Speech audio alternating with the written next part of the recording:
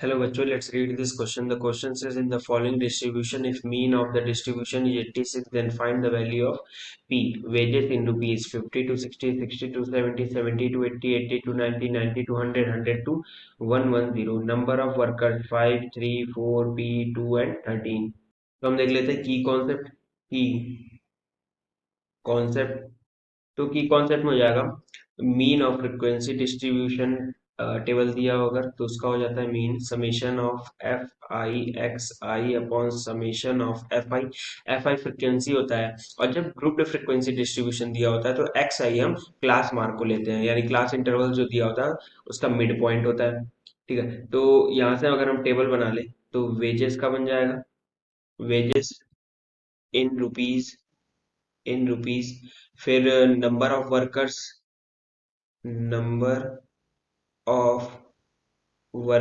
तो ये हो गया बेसिकली एफ आई। फिर हम बना लेंगे एक्स आई यानी क्लास मार्क, और फिर यहाँ बना लेंगे एफ आई एक्स आई यानी नंबर ऑफ वर्कर्स में एक्स आई का मल्टीप्लाई कर देंगे।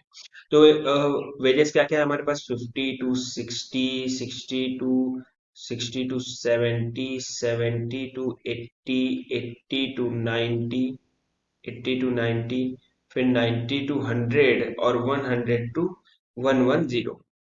अब यहाँ पर आप देखो नंबर ऑफ वर्कर्स क्या क्या दिए हुए हैं। तो वो दिया हुआ है 5, 3, 4, पी, पी, 2 एंड 13।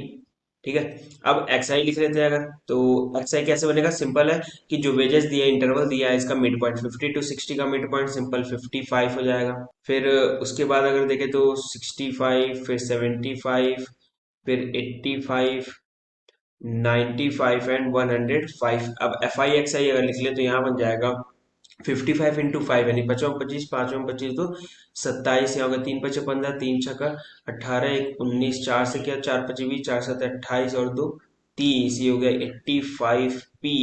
यहाँ हो गया 2 पचे 10, 2 9 18, 1 19, 13 पचे 65 और 13 एकम 13।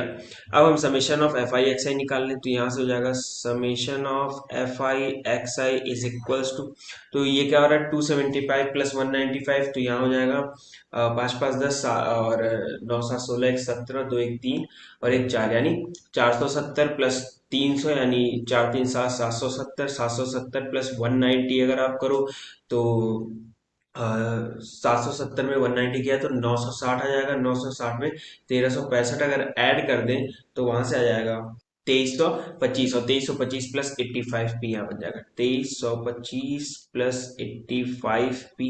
अब समेशन ऑफ एफ आई कर लेते हैं तो समेशन ऑफ एफ आई क्या हो जाएगा, वो हो जाएगा सिंपली यहाँ से workers number of workers add कर लेते हैं 5 3 8 4 12, 12 2 14 और 14 और 3 17 10 27 यानी 27 प्लस पी, तो हो गया 27 प्लस पी।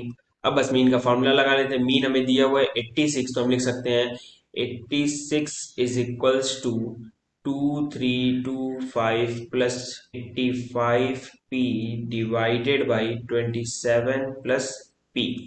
सॉल्व करते हैं तो यहाँ से हो जाएगा 86 इंटू 27 यानी वो होता है 2322 plus 86 P is equals to 2325 plus 85 P.